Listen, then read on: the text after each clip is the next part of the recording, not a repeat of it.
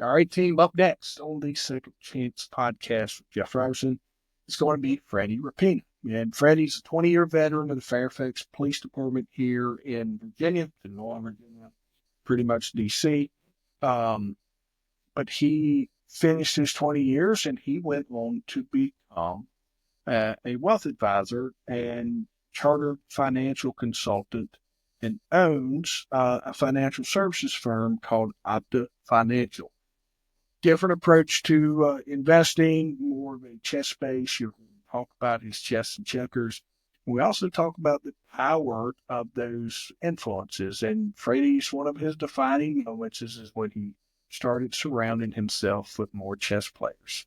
Speaks volumes to just how our influences impact who we are and where we're trying to go. And if you're struggling, if you're being negative, you're probably hanging out with negative people. If you're rich, you're probably rich people. So there's just all sorts of things that go into that. It's not always true, but if you take a look at a situation you may be in, if you look at who's influencing that situation, you might find that what we're saying is right. Let me know what you think. And we're going to post up his stuffs in the show notes. If you want to connect, if you like the message that Freddie's saying, make sure you connect with him.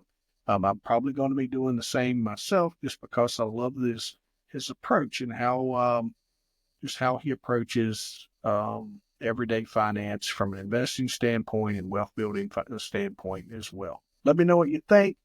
There's always somebody that loves making more money. So thank you for sharing this episode with them, and then let me know what you think. Have a good one.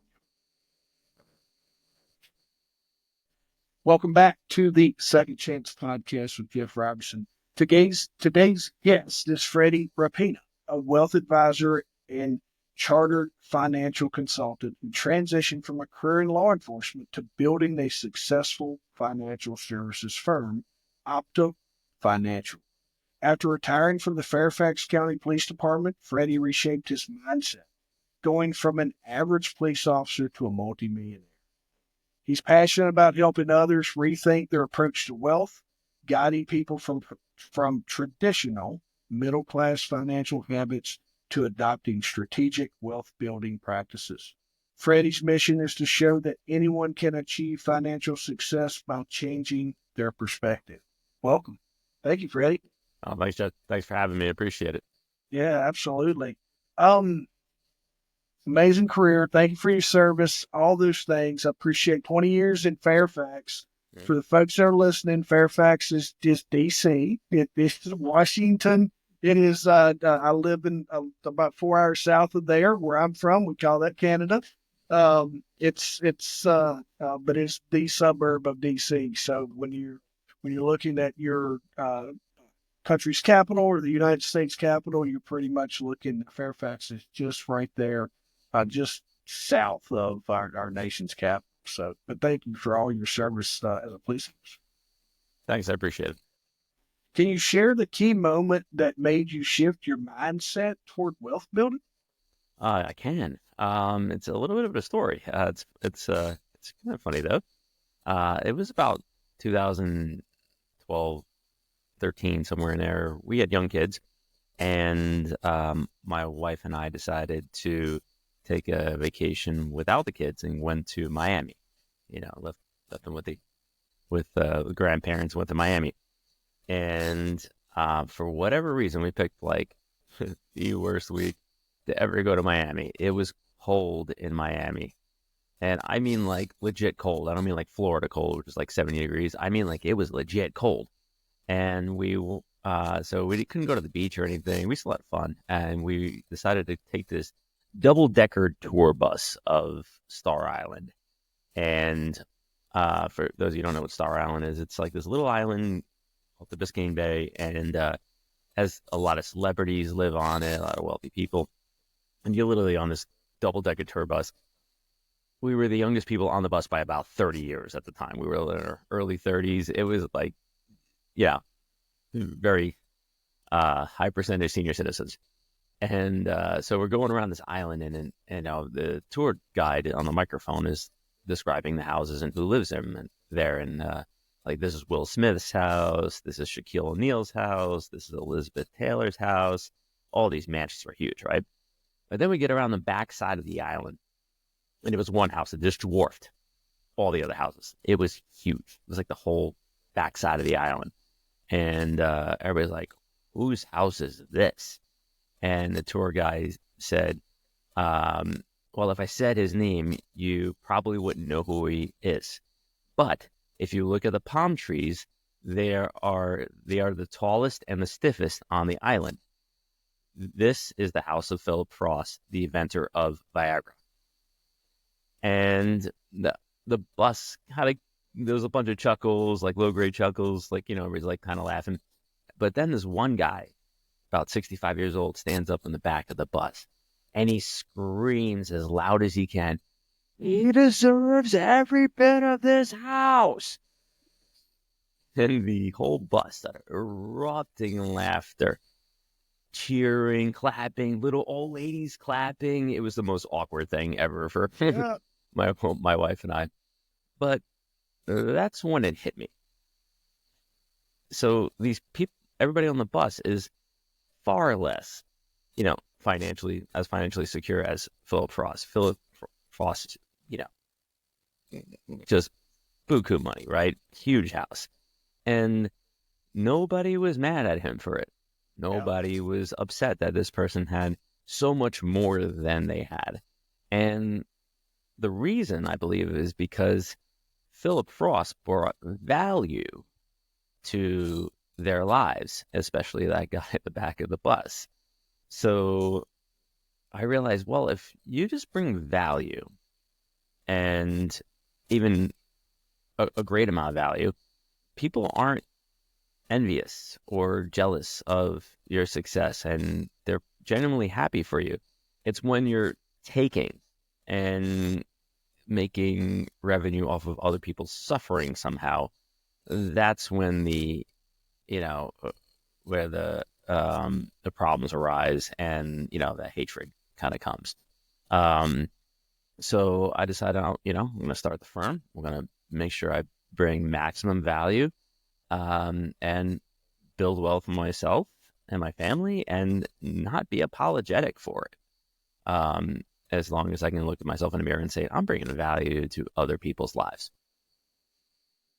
I like that. He did solve a lot of problems, but saved a lot of marriages, saved a lot of things. So when you look at business, we're in it to solve problems. That fella solved a massive one. Um, I like that, and I think when you speak to that, Freddie, is so many people get wrapped around the "I don't want to be greedy" phase, and you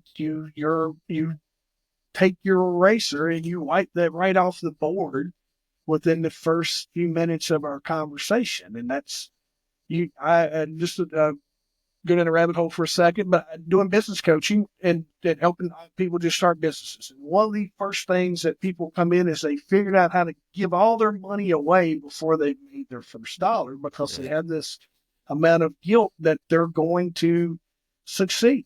And they don't, the money, and they don't want to be evil, and they want to start this business to help, and they want it. And I'm like, no, this is making money is part of what we do. And I do this little scenario where we take their paycheck they're getting now, and I have them sign the back of it and turn it back into the owner. And I'm like, that's so starting next Friday at your job, I want you to start turning back in that paycheck because that's what you're basically going to do inside of your business.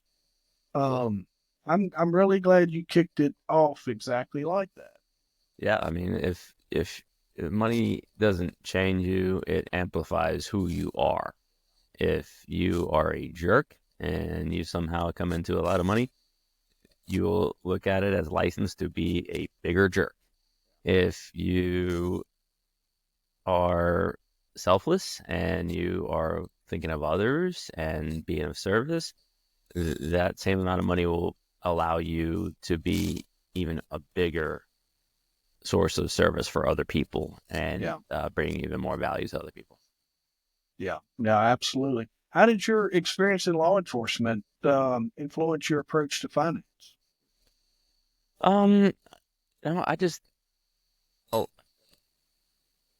have an evidence-based mindset, right? So when you're looking at things from a perspective, and sometimes that perspective, of course, is in law enforcement is actually the bad guy's perspective, right? That's what you're trying to look through a different lens.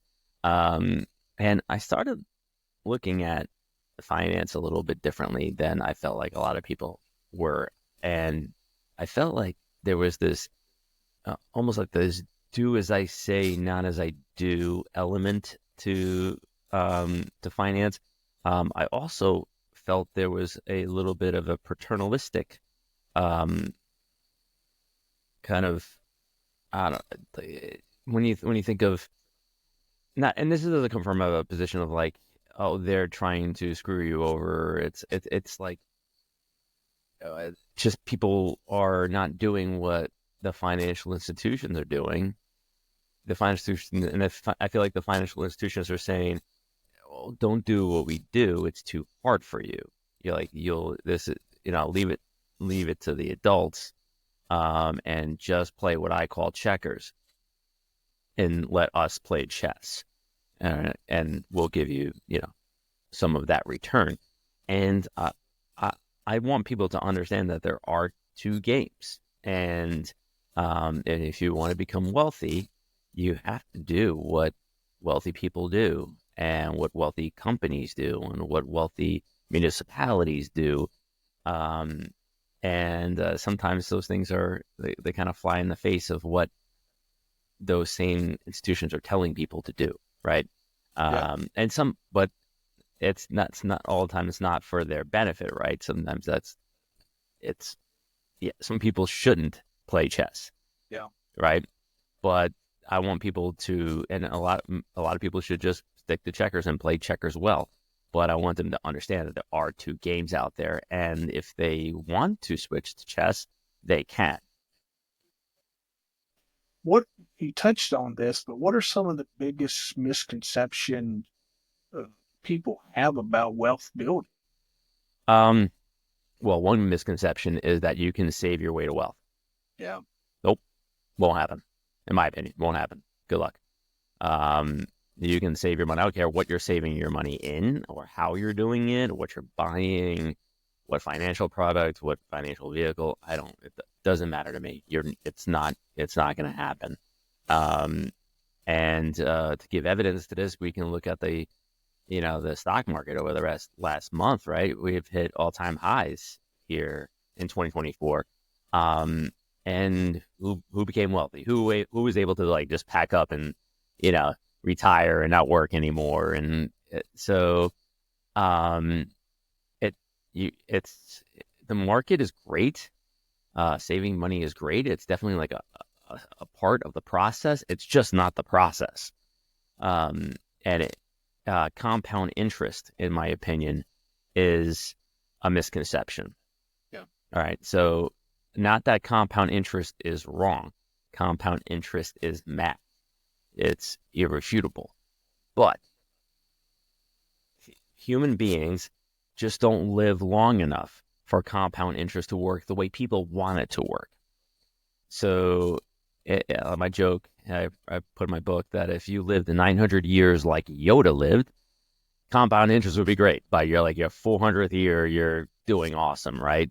But here in this lifetime, in this galaxy, you only have so many sets of 10, Yeah. right? So this idea that compound interest is going to be able, like, just save your money, compound interest is going to work over time. Um, I just don't see it. I don't understand how others don't see it because the unless you started with a lot of money, and the relationship between the cost of goods and services is so much lower than what the market is getting for you, because you have so much money in it. It just doesn't work. But you're handing it over uh, to Wall Street. What are they doing with it? Are they doing the same things they're telling you to do with it, which is save it and wait for a compound interest to do its thing, or are they investing and creating cash flow for themselves, buying buying assets, buying things that are going to increase their bottom line for them right now, not waiting 30 years down the road, So that's a misconception. And it irks me when financial professionals and say, don't worry, you're in it for the long haul. Because who's not in it for the long haul? Everybody you give your money Yeah. to. Yeah. Absolutely everybody. The bank, the investment company, the insurance company, nobody's in it for the long haul. Like no one's just sitting around waiting for, things to happen. They're making it happen now. And I want people to be able to do that or at least know about it but they may be they're likely doing it on a much smaller scale. Is that the long haul? Is that just a phrase that's been passed on to through is that an industry term, or is this something that a strategy that, or not necessarily a strategy now that we know that, pulling back the curtain here, Freddie? Yeah. Is that, but where does that come from, and how do we evolve from that? All right, Jeff, I had to answer a question with a question, but I'm going to ask one. What's the definition of insanity? Yeah, absolutely. Doing the same thing over and over, expecting new results. That is not the definition of insanity. Okay. It never was the definition of insanity. It never will be the definition of insanity. You can look up Webster's We just definition right made it now. up, said it's insanity. It's it's something that people have said for a very long time. It has an element of truth to it, but it's something people are comfortable with. It's a concept people are comfortable with. And when it comes to personal finance, it's just been kind of ingrained in the checkers mindset that you save money for a long period of time. The element of truth is that, if you try to mess with the market, you will likely lose. Time in the market is better than timing the market, in my opinion. But that's not what's going to produce wealth. That it does give you an advantage, and that advantage is leverage. When you have money on paper, you have statements. Think about when you first bought your house, all that stuff they wanted you to send them, showing them that you are a good bet to purchase this house with money you don't have right now, to get a mortgage, because you're showing that you have assets, right? That's a very similar concept when you're talking about market-based assets. If you have money in the market and you can slap down a statement in front of a lender saying, hey, look at all this money I have. I want you to give me a loan to buy this piece of real estate, this business, this whatever this is that's going to bring in income for you. We're not talking about just going on vacation with it. And we're talking about buying something that's going to produce income. And that income is, some of it's going to go maybe back into the investment. Some of it's going to go in the park and into your pocket for that vacation, wherever, whatever you want to do to actually enjoy your life. So just having people understand those concepts. And I'm definitely one of the few wealth advisors out there that will say these types of things out loud. I think I'm going to go into some police officer training, but integrity is a big thing. It's doing the right thing and going. Maybe that's your influence that's come into this, and you're maybe something. I don't know, but it's definitely. I appreciate your approach to that and doing the right. There's nothing doing the right things, doing the right thing. Yeah, and just you got to open your eyes a little bit and look, right? And you just can't accept what people say. I mean, that's one thing I learned definitely in my 20 years in the police department. And it's not that you don't believe them. You got to it's the whole trust but verify thing. And I mean, even just look at insurance companies, particularly life insurance companies. Jeff, how can life insurance companies have their best years ever in 2020, 2021, and 2022? What they insure is life. There's a global life-threatening pandemic. People are dying everywhere. CNN's got a scoreboard every night on TV on how many people have died from COVID. And you would expect a life insurance company to have a bad year during what they insure is deteriorating. But they didn't. They had great years. So, and I'm not saying these companies did anything wrong at all. It's actually the contrary. I'm saying they're doing things right. they're just just average normal people are not doing those same things on a smaller scale. Yeah. What role does mindset play in achieving success? Oh, that's the biggest thing in my opinion. Okay, so like, and um, the biggest mindset shift that I believe someone has to go through to go from the checkers mindset to the chess mindset is their attitude towards debt. All right. So if you're going to play checkers, I want you to stay out of debt, pay off everything. And when I say debt in this context, I don't mean credit card debt. Stay out of that anyway. I mean like any type of debt, including your, I want you to pay off your house, all that stuff. Invest heavily in retirement accounts, do the good checkers moves. Just don't expect to ever have what the chess player is able to achieve, because the chess player is comfortable using debt to purchase assets. And so that is, in my opinion, is the biggest mindset shift.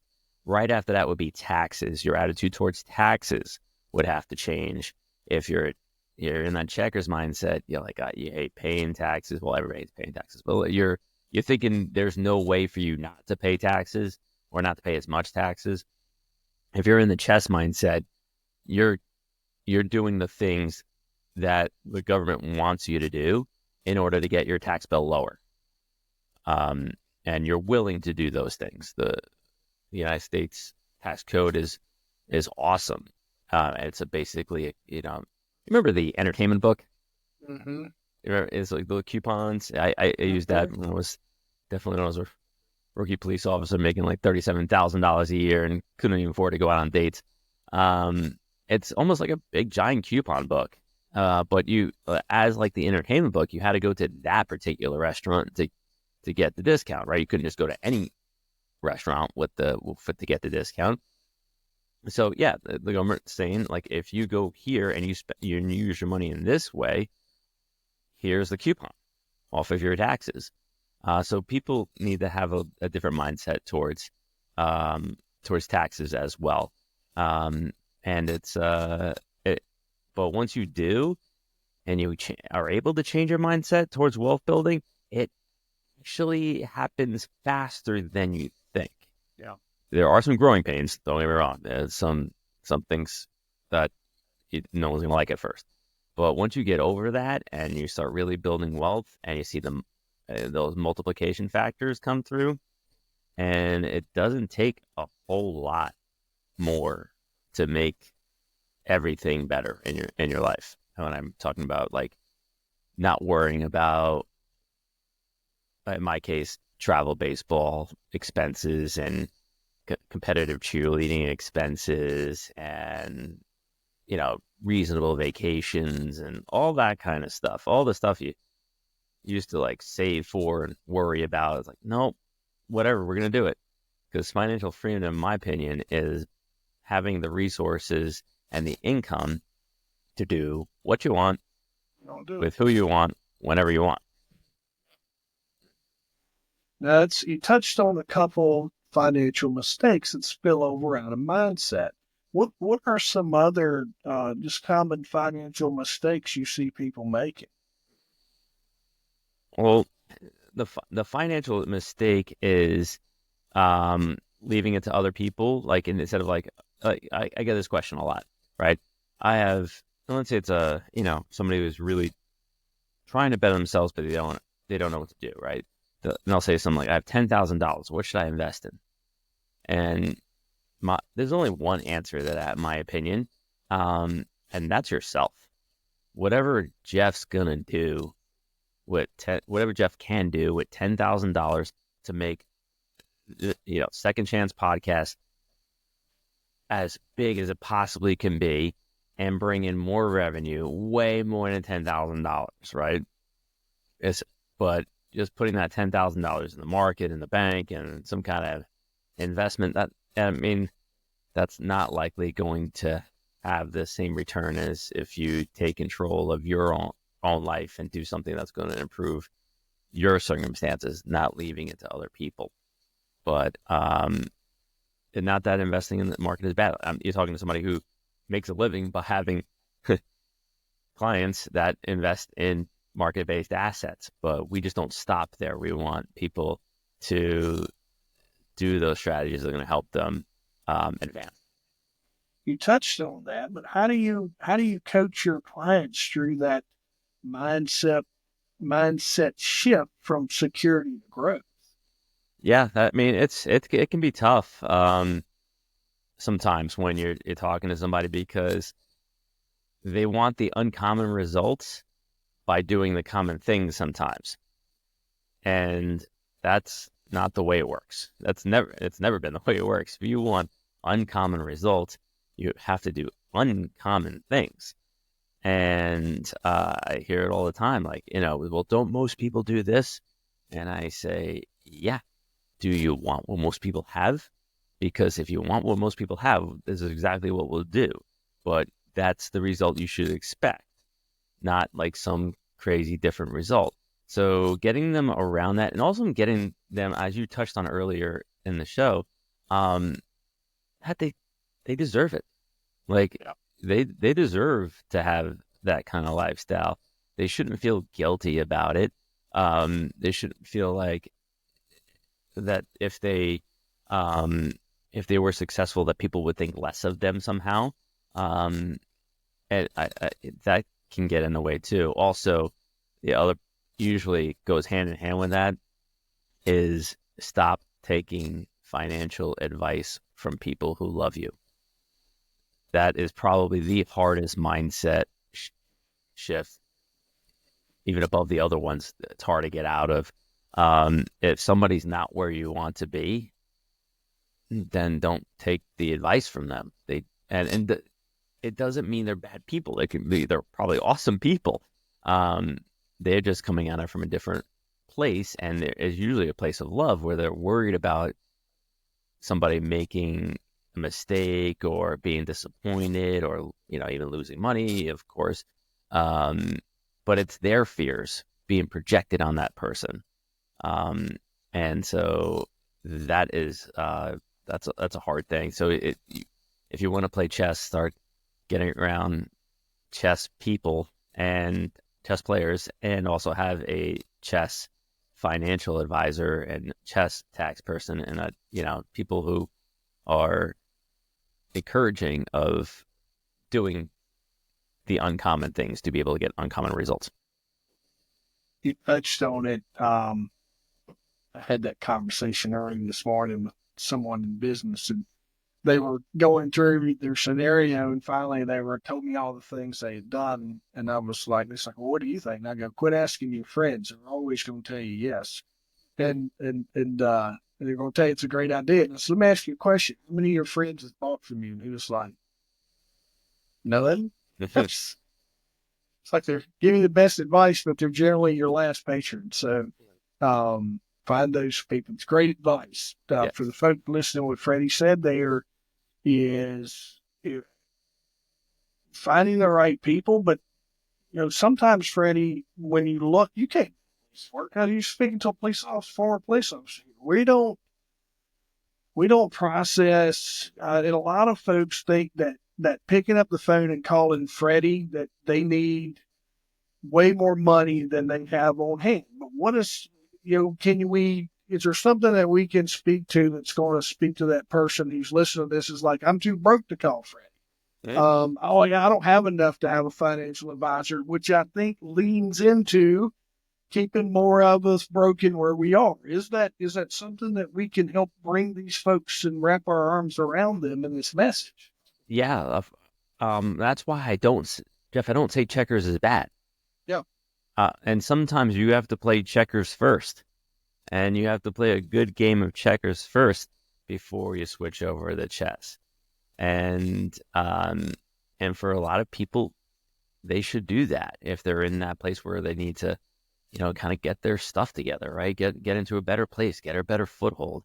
Definitely playing checkers will help them with that. All right. And then once they're ready, when they have that mindset shift, I'm like, okay, we're good where we are. We can switch over to chess. But if you keep doing the things you're doing, you're going to keep getting the same results to, most people's definition of insanity, right? So, um, and yeah, just having that mindset that they can do it. It's not all gloom and doom. If they're, 45 years old, it's you're only 45% through it. You got Yeah. over 50% left. So it's time to make some changes now, and it's going to be small. It's going to be small increments at first, but then it it doesn't take as much later on to start building some wealth. And also, it's not going to be right away, right?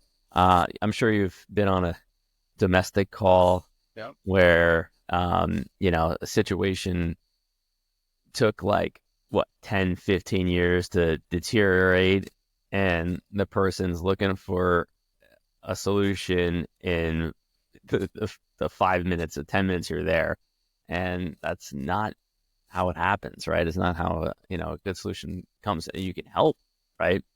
But yeah, making those small changes or even sometimes large changes, depending on what fire needs to be put out first. You see that in domestics, and you also see that in fitness. We expect it takes us. We don't realize the how fast it takes us to get into a negative, just being bad health and overweight and all those things, and then we take for granted the amount of time that it's going to take us to dig out of that. Yeah, but digging out a little at a time is better than trying to take big shovels full all at once. If you go to the gym right now and you spent 4 hours there, that's not as good if you spent a half hour for over a week, right? So, so there's definitely some parallels. And like going back to my earlier statement about who you're taking your advice from, I mean, if you were going to if you wanted to get in better shape and you went to the gym and you're like, hey, I need a personal trainer. I don't know what I'm doing. I need even the accountability of it. And some out of shape slob shows up to be your personal trainer, that's not likely going to be the person I would hire to be my personal trainer. Now, that personal trainer in this context does not need to be Mr. Olympia, right, to be a good personal trainer. But they should be in shape.